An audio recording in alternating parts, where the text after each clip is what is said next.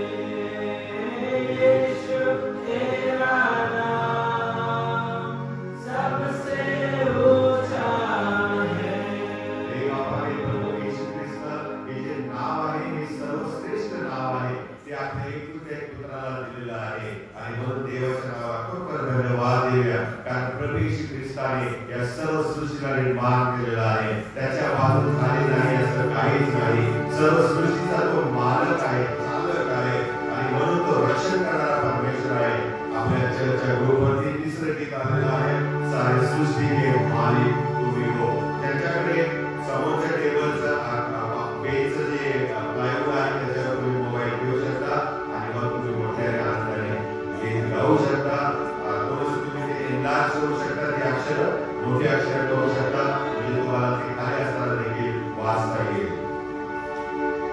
Thank you.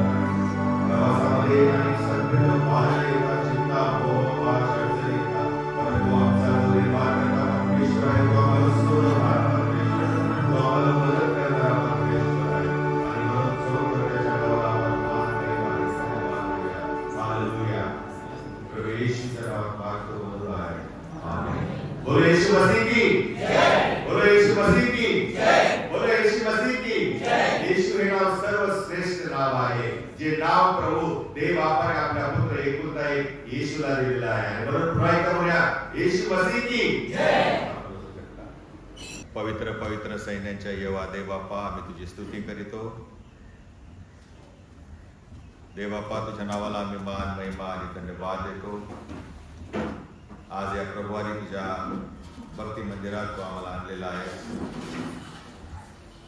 आणि प्रभू देवबापा, तुझ्या वचनाचं मनचिंतन करण्यासाठी तू आम्हाला वेळ दिलेली आहेस. मी बोलत असताना मला आणि जे ऐकणारे आहेत त्या तुझ्या सर्व सेवक दास दासी यांना आपल्या आत्मेने चालेल.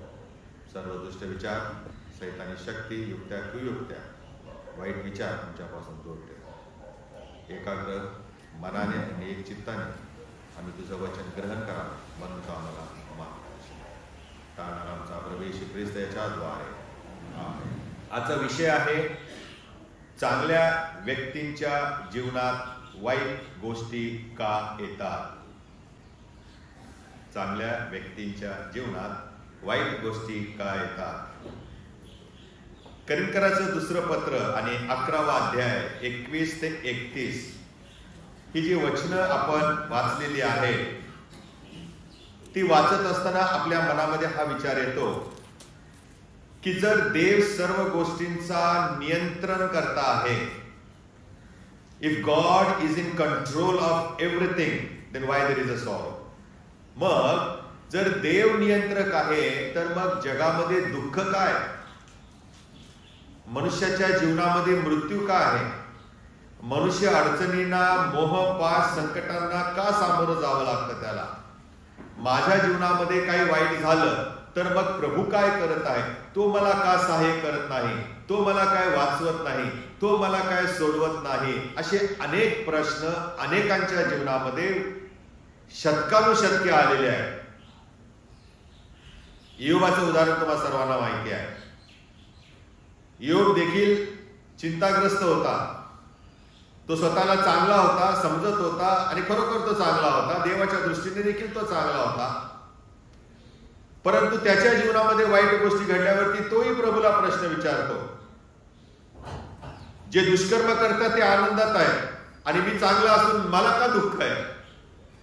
जर देव सर्व गोष्टींचा नियंत्रण करता आहे, जर सर्व गोष्टी देवाच्या हातामध्ये आहेत, तर मग आम्ही मगाशी बहिणीने आपल्या वाचलेलं आहे करिंथकराचं दुसरं पत्र 11वा अध्याय 21 ते 31 वचनामध्ये, संत पाऊल हा देवाचा सेवक असून देखील त्याच्या जीवनामध्ये अनेक संकट आली, अनेक अडचणी आल्या, अनेक समस्या आलेल्या आहेत, जीवावर त्याच्या बेतलेला आहे, जीवावर त्याच्या बेतलेला आहे. प्रवास करत असताना त्याचे गलबत फुटलेलं आहे, उपासमारी, संकट त्याच्या जीवनामध्ये आली. मग देवाचं काम करताना त्याला हे असं काय यावं, प्रश्न आहे. जर देव त्याच्या सोबत आहे, जर इमॅन्युअल आहे, तर देव आप सहाय्य का करत नाही, मनुष्याला अशा परिस्थितीमधून तो का जाऊ देतो. अनेक गोष्टी, अनेक प्रश्न आमच्या जीवनामध्ये आहे. देवाबद्दल आम्हाला सगळं काही समजू शकत नाही. We cannot read the mind of God. देवाचं मन आम्ही वाचू शकत नाही. परंतु जे आमच्या जीवनामध्ये आजूबाजूला घडतं त्याच्यावरून आम्ही देवाची इच्छा काय आहे, देवाची योजना काय आहे, हे मात्र आम्ही नक्कीच समजू शकतो. अशा वेळी देवाशी आम्ही विश्वासू राहणं फार महत्वाचं आहे. पहिल्या मुद्द्याकडे मी वळत आहे. आमच्या चांगल्या व्यक्तीच्या जीवनामध्ये वाईट गोष्टी काय येतात. पहिला मुद्दा आहे पापमय जग. आम्ही जरी चांगले असलो तरी आम्ही ज्या जगात राहत आहोत ते पापमय जग आहे. आदम आणि हव्वाला परमेश्वरानं निर्माण केलं तेव्हा पाप नव्हतंच मुळे. सगळी सृष्टी पवित्र होती, शुद्ध होती, वातावरण चांगलं होतं, पोल्युशन नव्हतं, काहीच नव्हतं. परंतु ज्या वेळेला देवाची आज्ञा त्यांनी मोडली त्यावेळेला पाप मनुष्यामध्ये शिरले आणि एका मनुष्याच्या द्वारे सर्व मनुष्य जातीमध्ये पापाचा शिरकाव झालेला आहे. कोणी चुकला नाही त्यामधून. आणि हे होत असताना, पापमय जीवन जगत असताना आमच्या जीवनामध्ये मग काय होतं, संकट येतात, अडचणी येतात, दुःख येतं, कष्ट करावे लागतात, शरीर साथ देत नाही आणि मग वेगवेगळे आजार आम्हाला जडतात. ह्या सगळ्या गोष्टी एका मनुष्याच्या, त्या मूळ पुरुषाच्या आणि त्या स्त्रीच्या पापामुळे झालेला आहे. आणि म्हणून त्यांच्या पापामुळे जे जगामध्ये निर्माण झालेलं आहे, अशा या पापमय जगामध्ये आम्ही राहतो. आणि म्हणून म्हणून आमच्या शरीरावरती, आमच्या जीवनावरती या पापाचा परिणाम होत असतो. आमच्या जीवनामध्ये आम्हाला एकटेपणा वाटतो. आमच्या जीवनामध्ये असं वाटतं की मला कोणी नाहीच. आमच्या जीवनामध्ये दुःख येतं, संकट येतात, मोह येतात, अडचणी येत असतात, रोगराई येत असते. मृत्यू हा तर आमच्या जीवनाचा एक अविभाज्य भागच झालेला आहे. या सगळ्या गोष्टींनी जे आदामाने हवाला निर्माण केले आणि पाप करत नव्हते तोपर्यंत हे नव्हतं, ते सगळं पाप केल्यानंतर प्रवेश मनुष्याच्या जीवनामध्ये केलेला आहे. मग प्रश्न आहे, प्रेमळ देव हे सर्व का घडू देतो? ज्यांना कॅन्सर झालेला आहे, ज्यांना हृदयाचा अटॅक येतो, नाही का, असे भयानक आजार, कोविड आहे, नाही का, असे भयानक आजार ज्यावेळेला येतात, परमेश्वर काय करतो? मनुष्याचा हा नेहमी प्रश्न असतो. प्रियानो, समजा मी कार घेतली आणि ती कार मी जर नीट न चालवता धडकलो मी कुठे आणि जर माझ्या गाडीचं नुकसान झालं तर मी ती बनवणाऱ्या कंपनीला दोष देणार का? काय गाडी बनवली? चूक कोणाची आहे? माझी, चालवणाऱ्याची आहे. तशाच प्रकारे या पापमय जगामध्ये राहत असताना या पापाचा शिरकाव आमच्या जीवनामध्ये होतो आणि आम्ही मात्र दोष देवाला देतो. प्रश्न कोणाला करतो? हे का झालं? पण चूक कोणाची असते? मनुष्याची असते. आणि हे सगळं पाहत असताना आमच्या जगामध्ये, या पापमय जगामध्ये वादळे येतात, वारे येतात, तुफान येतं, दुष्काळ येतं. कामाच्या ठिकाणी जिथे आम्ही काम करतो त्या ठिकाणी संघर्ष निर्माण होतो. आमच्या जीवनामध्ये आम्हाला खूप अनेक गोष्टींच्या द्वारे त्रास होतो, वेदना होतात, दुःख येतं. आणि हे सगळं परमेश्वर मूकपणे पाहतो का? त्यालाही वाईट वाटतं, त्यालाही हृदय आहे. जेव्हा तो लाजाराच्या कुटुंबामध्ये आला, लाजार मरण पावल्यावरती, तेव्हा लाजार मेलेला ऐकून तो रडला असं म्हटलेलं आहे. आमच्या प्रभूला हृदय आहे, जे हृदय रडतं आमच्यासाठी. आमच्या प्रभूला हृदय आहे, जे आम्ही जेव्हा चुकतो त्यावेळेला त्याच्या हृदयामध्ये आमच्याबद्दल कळवळा निर्माण होतो. कारण प्रभू देवबापाने जी सृष्टी निर्माण केली ती मूळ सृष्टी आज नाही. तिचं अस्तित्व बदललेलं आहे, तिचं रूप बदलून गेलेलं आहे, तिचं सौंदर्य निघून गेलेलं आहे. आणि म्हणून देवाने एकदा तिला पाण्याखाली गाडून सगळ्या सृष्टीचा नाश केला आणि पुन्हा नवीन स्थापन केले. पुन्हा सैतानाने त्यात प्रवेश केला. हे घडतच राहतं. एक दिवस असा येणार आहे की सैतानाला अजिबात परवानगी नसणार देवाच्या सुंदर सृष्टीचा नाश करण्याचं. त्याला नवे यरुशलेम, नवे आकाश, नवी पृथ्वी असं म्हटलेलं आहे. आणि म्हणून प्रियानो, अशा या पतन झालेल्या जगामध्ये आम्ही राहतो. आणि म्हणून आम्ही जरी चांगले असलो तरी आमच्या जीवनामध्ये वाईट घटना, वाईट गोष्टी घडतात. दुसरी गोष्ट आहे आमच्या जीवनामध्ये वाईट गोष्टी घडण्याचं, आणि ते म्हणजे दुसऱ्यांच्या पापामुळे दुसरे चुकतात आणि त्याचा परिणाम आम्हाला भोगावा लागतो. कधी कधी एखादा वडील दारूबाज असला, जुगारी असला तर त्याचा परिणाम त्याच्या अख्ख्या कुटुंबावरती होतो. आणि म्हणून प्रियानो, एकाच्या चुकीमुळे दुसऱ्याला ते भोगावे लागते. समजा एखादी व्यक्ती जर नशा करून गाडी चालवत असेल तर त्या गाडी चालवण्यामुळे अनेक जीवांचा नाश होतो, अनेक ऍक्सिडेंट होतात, अनेक प्रकारे नुकसान होतं. चूक कोणाची असते? चालवणाऱ्याची. भोगतं कोण? दुसरे व्यक्ती. म्हणून प्रियानो, आम्ही कधी कधी आमच्या जीवनामध्ये ह्या गोष्टींचा विचार करत असताना आम्ही जरी चांगले असलो तरी हेही लक्षात घेतलं पाहिजे की ज्या वेळेला इतर लोक चुकतात, इतर लोक पाप करतात, त्याचा परिणाम आमच्या जीवनामध्ये वाईट गोष्टी घडण्यावरती होत असतो. तिसरा मुद्दा आहे आणि तो म्हणजे आमच्या जीवनामध्ये वाईट गोष्टी जेव्हा घडतात किंवा घटना घडतात त्यावेळेला त्यातून आम्हाला परमेश्वर शिक्षण देऊ इच्छितो. आम्ही काहीतरी त्यातून शिकावं ही परमेश्वराची इच्छा असते. शमूएलाचं पहिलं पुस्तक 17वा अध्याय आणि 31 ते 36 वचनामध्ये असं म्हटलेलं आहे, गल्ल्यात हा बलिष्ठ होता आणि इस्रायलाच्या विरोधामध्ये तो युद्ध करायचा आणि अनेकांना त्याने जीवे मारलेले होते. आडदांड असा हा राक्षसी मनुष्य होता आणि त्याच्या समोर कोणाचा टिकाव लागत नव्हता. आणि तो आलाय म्हटल्याबरोबर हे इस्रायल लोक घाबरले आणि ते लपून बसले. परंतु देवाने दाविदाला पाचारण केलं. दावीद शाऊल राजाकडे गेला आणि म्हणाला, हा मी जायला तयार आहे. आणि त्या दाविदाकडे पाहून शाऊलाला आश्चर्य वाटलं आणि तो म्हणाला, नाही नाही, मला पाठवा साहेब, मालक मला पाठवा, मी जातो, मला देवाने पाचारण केलेलं आहे. देव मला विजय देणार आहे, कारण मी सिंहाला फाडून काढलेला आहे, मी अस्वलाशी 2 हात केलेले आहे. परमेश्वर माझ्या सोबत होता आणि तो आजही आहे आणि तो पुढेही असणार आहे. शाऊलाने जेव्हा हे ऐकलं तेव्हा ते शाऊलाला आश्चर्य वाटलं.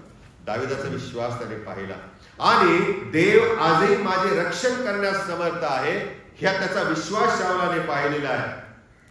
कल्पना करा, हा दावीद मेंढर चालत असताना कितीतरी संकटांना त्याला सामोरं जावं लागलेलं आहे. हिंस्त्र पशु त्याच्या मेंढरांच्या वरती हल्ले करत होते. चोर लुटारू येऊन त्याची मेंढर चोरण्याची शक्यता जास्त होती. अशा वेळेला तो जर बसून एका दगडावरती विचार करत नसेल का की परमेश्वर कुठं आहे, मी दिवसभर रात्रभर मेंढपाळाचं धनगराचं काम करत आहे आणि ही संकट माझ्यावरती रात्रंदिवस येतात.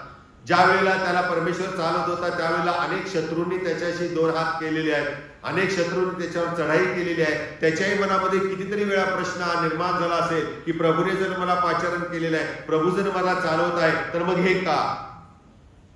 पण प्रभू त्याला त्यातून शिकवत होता.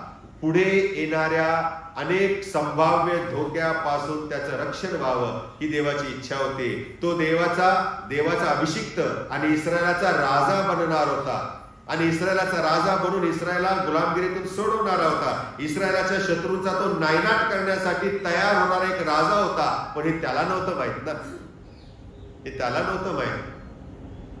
तो धनगराचं काम करायचा, मेंढपाळाचं काम करायचा. त्याने गल्ल्याला मारायला गेला तेव्हाही त्याला माहिती नव्हतं की मी एक दिवशी राजा होणार आहे.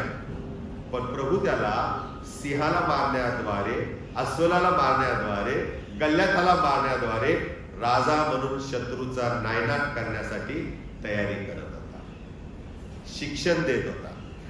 सांगण्याचं तात्पर्य हे आहे प्रियानो की देव आमच्या जीवनामध्ये वाईट गोष्टी घडू देतो. आम्हा ख्रिस्ती माणसाचा विश्वास आहे मी चांगली आहे ना, मी चांगला आहे ना, तर माझं काहीच वाईट होणार नाही. पण हा चुकीचा भ्रम आहे, हा चुकीचा भ्रम आहे. जिथे संघर्ष असतो, जिथे संकट असतं, जिथे अडचणी असतात, प्रभू आम्हाला पुढील गोष्टींसाठी तयारी करत असतो, तयारी करत असतो.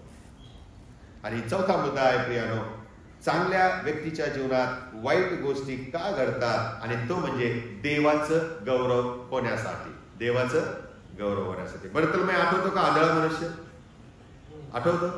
तो आंधळा होता आणि प्रभू येशू त्याच्या जवळ आला आणि प्रभू त्याला बरं करू पाहत होता. परंतु प्रभू येशूच्या अवतीभोवती जमा झालेले लोक आणि शिष्य काय म्हणाले, प्रभू याने पाप केले म्हणून आंधळा जन्मला काय, का याच्या आई बापांनी पाप केले म्हणून हा भोगतोय. आणि प्रभू त्याला म्हणाला असं काहीच नसतं, त्याच्याद्वारे देवाचं गौरव व्हावे म्हणून तो असा जन्मला. हालेलुया.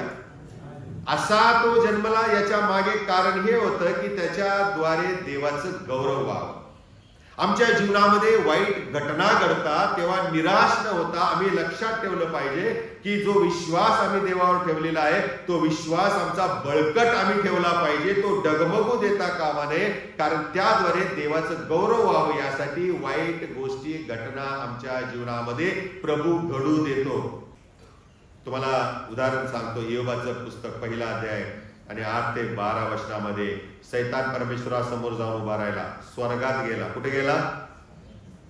त्याला परवानगी आहे, तो स्वर्गात गेला आणि स्वर्गात जाऊन काय म्हणाला, खाली पृथ्वीवरती तुझा एक दास आहे, सेवक आहे, ज्याचं नाव योब आहे, त्याला तो अफाट संपत्ती दिलेली आहे, 3 मुलं, त्यांच्या स्त्रिया आणि मग अनेक गुरं ढोरं सगळं तू दिलेलं आहेस आणि म्हणून तो तुझ्यावर विश्वास ठेवतो.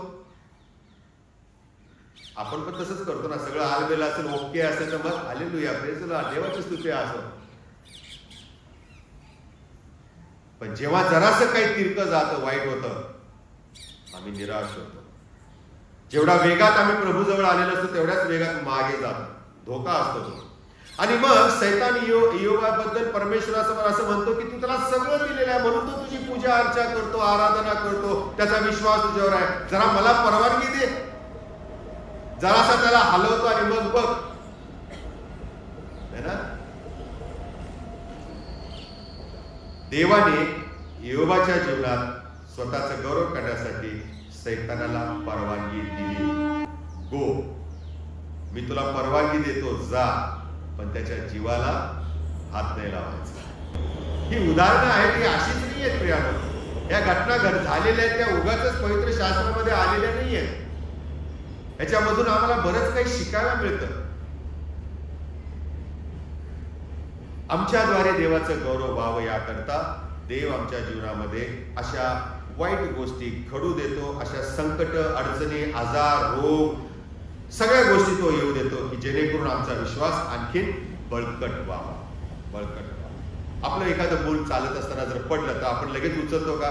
नाही उचलत. त्याला आपण उभं राहायला स्वतःच बघत राहतो तो कसा उभा राहतो, आणि ते मूल स्वतःच उठतं, स्वतःच उभं राहतं. प्रभू आम्हाला शिकवतो, प्रभू आम्हाला चालवतो, आणि म्हणून त्याच्या गौरवासाठी तो अशा गोष्टी आमच्या जीवनामध्ये घडू देतो. 5वा मुद्दा आहे प्रियानो, आणि तो म्हणजे आमच्या जीवनामध्ये वाईट गोष्टी अनेकदा घडतात. त्याच्या मागे देवाचा हा हेतू असतो की आम्ही देवावरती अवलंबून राहावे, आम्ही देवावर डिपेंड राहावे. असं नाही की आम्हाला काही करता येत नाही, परंतु आमच्या करण्याला मर्यादा असते, आमच्या करण्याला एक क्षमता असते ज्याच्या पलीकडे आम्ही जाऊ शकत नाही. आणि म्हणून आमच्या जीवनामध्ये कधी कधी आम्ही असा विचार करत असतो, मी स्वावलंबी आहे, आय एम सेल्फ सफिशियंट, मला दुसऱ्याची गरज नाहीये, मला नोकरी आहे, घर आहे, लेकरू आहे, बाळ आहे, सगळं आहे, आणि मला आता कशाचीच गरज नाही, जे काय आहे ते मला पुरेसं आहे. पण मग जेव्हा परिस्थिती थोडीशी बिघडते, बदलते, तेव्हा मात्र आमच्या मनामध्ये प्रश्नचिन्ह निर्माण होतो. मग आम्ही देवावर अवलंबून राहण्याचा प्रयत्न करतो. मग उपास, मग प्रार्थना, मग देवाचं वचन वाचणं, मग शास्त्राभ्यास करणं, मग चर्चला जाणं. का असं होतं? आमच्या जीवनामध्ये प्रभू आम्हाला हे शिकवू पाहतो की सगळं चांगलं असल्यानंतर तू माझ्यावर अवलंबून राहत नाही, पण जेव्हा बिघडते गोष्ट त्यावेळेला तू माझ्यावर अवलंबून. ते चुकीचं आहे. प्रत्येक स्थितीमध्ये आम्ही देवावरती अवलंबून राहिलं पाहिजे. विशेष करून ज्या वेळेला निगेटिव्ह काही आमच्या जीवनामध्ये येतं, नकारात्मक काही गोष्टी जेव्हा आमच्या जीवनामध्ये येतात, त्यावेळेला आम्ही देवावर अवलंबून राहून देवाची प्रतीक्षा करणं गरजेचं आहे. आणि हे वारंवार देवाने इस्रायलाच्या जीवनामध्ये केलेलं आहे.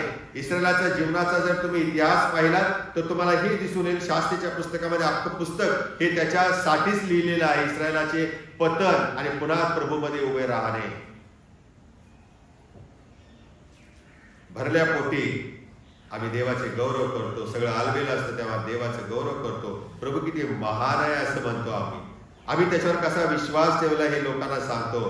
आम्हाला इकडे तिकडे पाहण्याची गरज नसते, पण ज्या वेळेला काही नसतं त्यावेळेला प्रियानो, मार्ग सापडत नाही, त्यावेळेला आम्ही प्रभूवरती अवलंबून राहणं फार गरजेचं आहे. मग त्यावेळेला प्रभू महान आहे, प्रभू माझ्या सोबत आहे, मी प्रभूची आहे, मी प्रभूच आहे, ही सगळी वाक्य आम्ही विसरून जातो आणि प्रभू समोर कोसळतो, धाडधाड रडतो, आम्ही उपास तापास करतो आणि प्रभूला मागतो आणि प्रभूला तेच हवं असतं. जेव्हा वाईट गोष्टी आमच्या जीवनामध्ये घडतात त्यावेळेला आम्ही देवावर अवलंबून राहिलं पाहिजे. आणि म्हणून नीतिसूत्रांमध्ये असं म्हटलेलं आहे, 3रा अध्याय काय म्हणतं प्रभूचं वचन आम्हाला, 5वं वचन, तू आपल्या अगदी मनापासून परमेश्वरावर भाव ठेव, आपल्याच बुद्धीवर अवलंबून राहू नको. तू आपल्या सर्व मार्गात परमेश्वराचा आदर कर, म्हणजे तो तुझा मार्गदर्शक होईल. तू आपल्या दृष्टीने स्वतःस शहाणा समजू नको, परमेश्वराचे भय धर आणि दुष्कर्मापासून दूर राहा. कधी कधी आम्ही आमच्या बुद्धीने समस्या सोडवण्याचा प्रयत्न करतो, त्या वाईटावरती विजय मिळवण्याचा प्रयत्न करतो, त्या वाईटाला मारून टाकण्याचा, हाणून पाडण्याचा प्रयत्न करतो, पण तसं होत नाही. तसं होत नाही. त्या प्रत्येक वेळेला जेव्हा वाईट गोष्ट आमच्या जीवनामध्ये घडते त्यावेळेला आम्ही देवावरती अवलंबून राहिले पाहिजे, कारण देव हा सर्व समर्थ परमेश्वर आहे. आम्ही कमकुवत आहे. आता वाचलेली वचन तेच आम्हाला सांगत आहे, आम्ही अशक्त आहोत आणि सैतान याच अशक्तपणाचा फायदा घेतो आम्हाला पाडण्यासाठी आणि आमच्याद्वारे दुसऱ्यांना पाडण्यासाठी. त्याला कामच काय आहे? जे प्रभूनं चांगलं बनवलेलं आहे ते फस्त करायचं, त्याचा नाश करायचा. आणि म्हणून आमच्या जीवनामध्ये जेव्हा वाईट गोष्टी घडतात, प्रभू आमचा नाश करू इच्छित नाही, तर तो आम्हाला रेस्टोर करण्याचा, पुन्हा उभं करण्याचा नेहमी प्रयत्न करत असतो. दुसरा मुद्दा आहे, चांगल्या व्यक्तींनी जेव्हा वाईट गोष्टी त्यांच्या जीवनामध्ये घडतात त्या कशा हाताळाव्यात. जेव्हा आमच्या जीवनामध्ये काही वाईट घडतं त्यावेळेला आम्ही काय करायला पाहिजे. कोणीतरी वाचा बरं. पहिला मुद्दा आहे रोमक्रसपत्र 8:28 वचन. आपल्याला ठाऊक आहे, काय? आपल्याला ठाऊक आहे की देवावर प्रीती करणाऱ्यास म्हणजे त्याच्या संकल्पाप्रमाणे बोलावलेल्याच सर्व काही त्यांच्या कल्याणार्थ काय कल्याणार्थ सहकारी मदत. काय लिहिलेलं आहे? फार सुंदर. सर्व काही म्हणजे चांगलं असो वाईट असो. आमच्या जीवनामध्ये ज्या घटना घडतात त्या चांगल्या असो किंवा वाईट असो, परमेश्वर आम्हाला त्यामध्ये सांभाळतो. आणि ज्या वेळेला असं होतं त्यावेळेला आम्ही विश्वास ठेवला पाहिजे की this is for the good of me, this is for the betterment of me. या वाईटातून पण परमेश्वर मला चांगलं काहीतरी देणार आहे, हे नेहमी आम्ही लक्षात ठेवलं पाहिजे. आणि म्हणून असे प्रसंग जेव्हा आमच्या जीवनामध्ये येतात, we need to handle it very carefully and faithfully. विश्वास ठेवून आम्ही ते टॅकल केलं पाहिजे. आणि दुसरी गोष्ट आहे, आम्ही परमेश्वर आमचा नियंत्रण करणारा परमेश्वर आहे. माझ्या जीवनामध्ये जी वाईट गोष्ट आलेली आहे किंवा इतरांच्या चांगल्या व्यक्तीच्या जीवनामध्ये जेव्हा काही वाईट घडतं त्यावेळेला त्या व्यक्तीची निंदा न करता त्याला त्यामध्ये सहाय्य करणं, त्याचा जो प्रभुईश्वर विश्वास आहे त्या विश्वासामध्ये त्याला पुन्हा उभं करणं हे चांगल्या माणसाचं काम आहे. जर मी चांगल्याने माझ्या जीवनामध्ये तशी घटना घडली तर मी स्वतःवर विश्वास ठेवून देव जो माझा नियंत्रण करणारा परमेश्वर आहे, यातूनही चांगला करणारा परमेश्वर आहे, त्याच्यावरती विश्वास मी ठेवला पाहिजे. कारण देवाच्या वर आणि देवाच्या शेजारी दुसरी अशी कुठलीच शक्ती नाही की जी देवाला वापरू शकते. देव हा एकटाच सर्व समर्थ परमेश्वर आहे. हालेलुया. आणि म्हणून आम्ही देवावर विश्वास ठेवला पाहिजे. पुढे 31 आणि 32 वचनात काय लिहिलेलं आहे? रोमक्रसपत्र 8:31 आणि 32 वाचा मोठ्याने. तर या गोष्टीवरून आपण काय म्हणावे? देव आपणाला अनुकूल असल्यास आपणाला प्रतिकूल कोण? देव आपणास अनुकूल आमच्या बाजूचा असला तर आमच्या विरोधात कोण जाणार? आम्हाला प्रतिकूल कोण असणार? पुढे ज्याने आपल्या स्वतःच्या पुत्रास राखून न ठेवता त्याला आपला सर्वकरिता समर्पण केले, तो त्याच्या बरोबर आपल्याला सर्व काही कसे देणार नाही? सर्व काही कसे देणार नाही. परमेश्वराकडे आशीर्वाद आहे, परमेश्वराकडे चांगल्या गोष्टी आहेत. परंतु जेव्हा वाईट गोष्टी आमच्या जीवनामध्ये घडतात, जी कारण मी तुम्हाला सांगितली, त्यामुळे प्रभू त्यातून आम्हाला सोडवणारा परमेश्वर आहे. दुसरा मुद्दा आहे, ज्या वेळेला चांगल्या व्यक्तीच्या जीवनामध्ये काही वाईट घडतं त्यावेळेला आम्ही ते कसं हाताळलं पाहिजे. आणि ती दुसरा मुद्दा म्हणजे आम्ही देवाचं आमच्यावरील प्रेम आठवलं पाहिजे. देव माझा प्रेमळ आहे, देव माझ्यावर प्रीती करणारा परमेश्वर आहे. आणि रोमक्रसपत्र 8:35 वचन आपण वाचूया. काय म्हटलेलं आहे देवाच्या वचनामध्ये? ख्रिस्ताच्या प्रीतीपासून आपल्याला कोण विभक्त करेल? क्लेश, आपत्ती, छळवणूक, उपासमार, नग्नता, संकट किंवा तरवार ही वेगळे करतील काय? किती सुंदर वचन आहे. जर देव माझ्यावर प्रेम करतो तर मला त्याच्या प्रेमापासून कोण वेगळं करणार आहे? माझ्या जीवनामध्ये येणारे क्लेश, माझ्या जीवनामध्ये येणारे आपत्ती, छळवणूक, उपासमार, संकट, तरवार, शब्दाची तरवार आणि खरोखर तरवार, ही मला परमेश्वराच्या प्रीतीपासून वेगळे करू शकतील का? असा शास्त्रलेख आहे.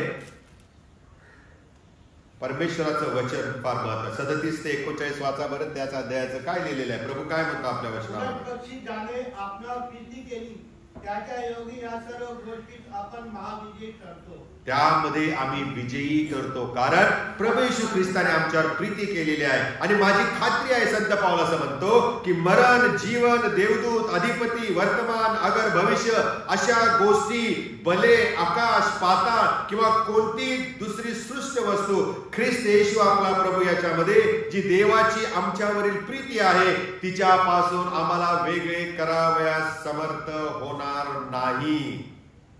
मग कशाला घाबरायचं? कशाला घाबरायचं? जर ख्रिस्त आमच्यावर प्रीती करतो, संकट येणारच, मनुष्य आहे. कुणीतरी टोमणे मारणार, कुणीतरी चिंता करणार. या सगळ्या गोष्टीकडे आम्ही दुर्लक्ष करायला पाहिजे. हे संकट येणार, अडचणी येणार, मोह येणार, पाश येणार, परंतु याकडे पाहून आम्ही आमचा विश्वास आम्ही डळमळीत न होऊ देता त्यामध्ये आम्ही विश्वास राहिला पाहिजे, कारण देव आमच्यावर प्रेम करणारा देव आहे. एक गेलं दुसरा देणारा परमेश्वर आहे. वाईट असेल ते जाऊन चांगलं करणारा परमेश्वर आहे. तिसरा मुद्दा आहे, चांगल्या व्यक्तीने वाईट गोष्टी घडतात आपल्या जीवनात आणि दुसऱ्यांच्या जीवनात, त्यावेळेला आम्ही स्वतः पुढे पाहिलं पाहिजे, मागे जाता कामा नये, मागील गोष्टींच्याकडे आम्ही लक्ष देता कामा नये. करिंथराचं पहिलं पत्र 2 अध्याय 9 वचन काय म्हणतं पहा बरं. करिंथराचं पहिलं पत्र 2 अध्याय 9 वचनामध्ये,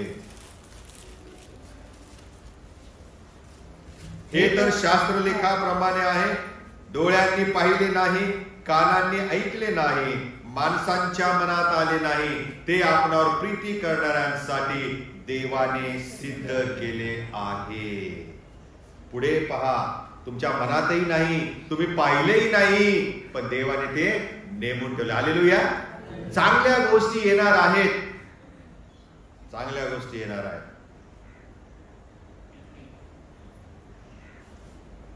योग आपल्या बायकोला तेच म्हणतो. ज्यावेळेस त्याची पत्नी त्याला म्हणाली, काय तुम्ही देवदेव करत बसलाय, ज्या देवाची तुम्ही आराधना करता त्या देवाने सगळं माझं नेलं आणि तुमची काय अवस्था झाली बघा, सगळ्या अंगाला खाज सुटली आहे, फोड आले, गळवे आलेले आहे, त्या शाप त्या देवाला आणि मरून जा. पण तो योग म्हणतो, मी परमेश्वराकडून सुखच घ्यावं का? त्याची इच्छा असेल दुःख माझ्या वाट्याला द्यावं तर मी ते सहन करायला तयार आहे, कारण मला माहिती की माझी त्वचा छिन्न भिन्न झाली तरी मी देवाला पाहिजे. हालेलुया. असा विश्वास पाहिजे, असा विश्वास पाहिजे. काहीतरी चांगलं आपल्या वाट्याला येणार असतं. हातपाय गाळून आत्महत्या करणारी हे अनेक तरुण तरुणी आपल्याला पाहायला मिळतात. जेव्हा आमच्या जीवनामध्ये काही वाईट घडतं, संकट येतात, अडचणी येतात, आम्ही घाबरतो. आम्ही जर ह्या गोष्टी लक्षात ठेवला की प्रभू माझ्यावर प्रेम करतो, प्रभू मला नियंत्रण करणारा परमेश्वर आहे, प्रभू माझ्या संगती राहणारा परमेश्वर आहे, मी त्याच्यामध्ये ह्या गोष्टींच्यावरती विजय मिळवणार आहे, तर नक्कीच प्रभू आम्हाला ताकद देतो. कारण आम्ही सर्व या जगामध्ये तात्पुरते रहिवासी, टेम्पररी सिटीजन्स आहोत. आमचं नागरिकत्व कुठे आहे? स्वर्गात, ते कनान देश. आम्हाला तिथं जायचं आहे. आमच्यासाठी तिथे येशू नावाचा बिल्डर आमची घरं तयार करत आहे, रस्ते तयार करत आहे. That is permanent house. ते आमचं परमनंट घर आहे आणि म्हणून त्याकडे आम्ही लक्ष देऊन या जगात जगलं पाहिजे. एक उदाहरण सांगतो आणि मग मी बंद करणार आहे. एकदा काय झालं, एक पाळक साहेब एका स्त्रीला भेटायला गेले आणि त्या स्त्रीचं वय होतं 91. किती होतं? 91 वय. आणि ती मृत्यूशय्येवर होती. काही तासाने ती मरण पावणार होती आणि ते तिथं प्रार्थनेला गेले आणि त्या स्त्रीने आपला हात लांब करून पाळकांना कान जवळ करायला लावला आणि मग ते तिच्या मुखाकडे आपला कान घेऊन गेले आणि ती स्त्री त्यांच्या कानात काहीतरी पुटपुटली, काहीतरी बोलली. बाळासाहेब म्हणाले ठीक आहे. आणि मग जेव्हा अंत्यविधीची वेळ आली, काही तासाने ती मरण पावली. तिचे सगळे नातेवाईक आले, मित्रमंडळी आले. 91 वर्ष म्हणजे 91 वर्षामध्ये किती तिचा लवाजमा जमला असेल नाही का, फ्रेंड्स. हे सगळे लोक तिच्या अंत्यविधीला आलेले आहेत. आणि मग ज्या वेळेला तिचं देह त्या कॉफिन बॉक्स मध्ये ठेवलेला आहे, त्या कॅस्केट मध्ये ठेवलेला आहे, त्यावेळेला पाळकांनी तिच्या हातामध्ये एक चमचा ठेवला. काय ठेवला? एक चमचा ठेवला. आणि मग तिचे सगळे नातेवाईक मित्रमंडळी बघायला लागले, हा काय प्रकार आहे. आणि पाळक साहेब म्हणाले, जरा धीर धरा, मी तुम्हाला सांगतो त्याचं स्पष्टीकरण. ते म्हणाले, आपली बहीण मरण्यापूर्वी तिने मला एक खास विनंती केली, आणि ती ही विनंती केली की मी मेल्यानंतर माझ्या हातामध्ये चमचा ठेवा आणि मग माझं शरीर त्या शवपेटीमध्ये ठेवा. मग पुढे तिने मला असं का करायचं हे स्पष्टीकरण सांगितलं, जे मी तुम्हाला आज सांगत आहे. असं पाळक त्या लोकांना म्हणाले, आणि ते मी तुम्हाला सांगत आहे आज. पाळक साहेबांनी मग स्पष्टीकरण असं केलेलं आहे ही बहीण मला म्हणाले की मी जेव्हा लहानाची मोठी होत होते ना घरामध्ये माझ्या इतर भावंडांच्या बरोबर, त्यावेळेला प्रत्येक रात्रीच्या जेवणानंतर जेव्हा आमची आई भांडी कुंडीची जेवणाची किंवा बनवलेलं जेवण असेल ती घासून धुवून ठेवत असे, त्यावेळेला आमची पण घाई असायची हात धुण्यासाठी. त्यावेळेला आम्हाला आई म्हणायची, थांबा. काय म्हणायची? थांबा, तुमच्या हातातला चमचा खाली ठेवू नका, कारण जेवणानंतर काहीतरी चांगलं डेझर्ट येणार आहे. There is something that is going to come after your meal is over. So hold on, keep the spoon in your hands. कळलं मला काय म्हणायचंय? आणि तीच गोष्ट मला आज आठवते असं ती बहीण म्हणाली, आणि म्हणून तिने मला रिक्वेस्ट केली की मी मेल्यानंतर स्पून ठेवा माझ्या हातात, कारण मेल्यानंतर मी संपणार नाही, पुढे काहीतरी विशेष येणार आहे, आणि ते म्हणजे स्वर्गीय जीवन. हालेलुया. येस. आपल्या बहिणीला दफन होत असताना तिच्या हातामध्ये चमचा पाहिजे होता. तिची इच्छा होती की माझ्या अशा करण्याद्वारे जोपर्यंत जग आहे तोपर्यंत प्रत्येक चर्चमध्ये प्रत्येक विश्वासणाऱ्याला हे शिक्षण मिळावं की संकट आलं म्हणजे लाईफ संपत नाही. वेदना आल्या, मोहपाश अडचणी आल्या, आर्थिक परिस्थिती बिकट झाली म्हणजे लाईफ संपत नाही. There is something good going to come before you. So hold on to you. आमच्या जीवनामध्ये काही हो, वाईट हो, चांगलं हो, अशा प्रत्येक वाईट जेव्हा घटना घडतात तेव्हा आम्ही त्याला कसा प्रतिसाद देणार? आम्ही त्या गोष्टीला तोंड कसं देणार? वाईट गोष्टी घडणं, वाईट घटना घडणं हे मनुष्याच्या जीवनामध्ये येणार, कठीण प्रसंग आम्हावरती येणार, पण आम्ही लक्षात ठेवलं पाहिजे की आम्हा बरोबर इमॅन्युएल आहे. कोण आहे? स्वतःच्या बुद्धीवर अवलंबून राहू नको. इमॅन्युएल आहे. तो तुला सर्व गोष्टी पुरवेल. जर आर्थिक परिस्थिती कठीण असेल, जर तू आजारी असेल तर तो तुला औषधं देईल, जर तू अडचणीमध्ये असतील तर तुला कोणीतरी सहाय्य करणारा, गाईड करणारा मनुष्य पाठवेल. तो आमची काळजी घेणारा परमेश्वर आहे. म्हणून पेत्राचं पहिलं पत्र 5 अध्याय 7 वचनामध्ये लिहिलेलं आहे, तू आपली सर्व चिंता परमेश्वरावर टाक, कारण तो तुझीच काळजी घेतो. तो तुमचीच काळजी घेतो. आणि म्हणून प्रियानो, आम्ही देवासोबत असणं फार महत्वाचं आहे. येशूने त्याच्या पित्याची इच्छा पूर्ण केली. त्याच्या जीवनामध्ये दुःख आलं. अगदी त्या गेतशेमानी बागेमध्ये असताना देखील तो प्रभूला म्हणाला, प्रभू जर तुला शक्य असेल तर हा प्याला माझ्यापासून टळून जाऊ दे. पण नंतर काय म्हणाला? माझी नाही तुझी इच्छा, माझी नाही तुझी इच्छा. त्या दुःख सहनाला तो सामोरं गेले, कारण त्याला माहिती होतं की there is something good to come. या मरणानंतर मला प्रभू देवबाप उठवणार आहे, तो मला पुनरुत्थित करणार आहे. आणि म्हणून ख्रिस्ती लोक मृत्यूला घाबरत नाहीत, आजाराला घाबरत नाहीत, कारण त्याच्यानंतर काहीतरी चांगलं येणार आहे. संकटाला आम्ही घाबरत नाही. Keep your head straight and walk confidently. समस्या असतात प्रत्येकाला, पण त्यावरती आम्ही कसं टॅकल करतो आणि विश्वासाने उभं राहतो, आम्ही तोंड कसं देतो, सामोरं कसं जातो. येशू आमच्या सोबत आहे. विश्वासाने जेव्हा आम्ही जातो तेव्हा प्रभू आम्हाला मदत करतो. आणि म्हणून जसे येशूच्या जीवनामध्ये संकट आली, संत पावलाच्या जीवनामध्ये संकट आली, त्यातला काहीच भाग आमच्या जीवनात आला नाही, पण तरी देखील आम्ही घाबरतो, विश्वासापासून परावृत्त होतो.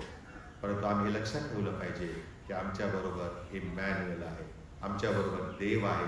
पण फक्त प्रश्न हा आहे की मी त्याच्या संगती आहे का? आपण प्रार्थना करू. पवित्र पवित्र सैन्यांच्या यहोवा प्रभू परमेश्वर पित्या, आम्ही तुझी स्तुती करतो, तुझ्या नावाला धन्यवाद देतो. तू आमचा प्रभू आहेस. या जीवनामध्ये आम्ही चांगल्या गोष्टींचीच अपेक्षा करतो. काही वाईट घडू नये, वाईट होऊ नये, आजार येऊ नये. पण प्रभू, हे शरीर आहे, हे पापमय शरीर आहे. पापाची क्षमा झाली तरी आजार काही चुकत नाही, संकट काही थांबत नाही. पण प्रभू, या प्रत्येक गोष्टीला सामोरं जाताना आम्ही कसं ते हाताळलं पाहिजे हे तू आज आम्हाला शिकवलेलं आहेस. तू आमचा सोबत राहणारा परमेश्वर आहेस. नुसता फिरण्यासाठी नाही, तर या प्रत्येक गोष्टीमध्ये तू आम्हाला मदत करतोस, सहाय्य करतोस, वाट दाखवतोस. तू आमच्या वैद्य होतोस. तू आमचा आर्थिक पुरवठा करणारा फायनान्सर होतोस. आणि म्हणून प्रभू, आम्ही तुझ्या नावाला धन्यवाद देतो. मानवी दृष्टिकोनातून ह्या सगळ्या निगेटिव्ह गोष्टींकडे आम्ही पाहतो आणि हतबल होतो, निराश होतो. नैराश्य आम्हाला ग्रासून टाकतं, विश्वासामध्ये आम्हाला कमकुवत करतं, तुझ्यापासून ते आम्हाला दूर नेतं. आणि म्हणून प्रभू, आम्ही जो जगात आहे त्यापेक्षा जो आमच्यामध्ये आहे त्याच्यावर अधिक विश्वास ठेवू, विश्वासाची वाटचाल करावी. म्हणून तो आम्हाला सहाय्य कर. धीराने या सगळ्यांना तोंड दे. आम्ही जीवनाची वाटचाल पूर्ण करावी म्हणून तो आम्हाला कृपा करेल. तारणारा आमचा महान प्रभू येशू ख्रिस्त याच्याद्वारे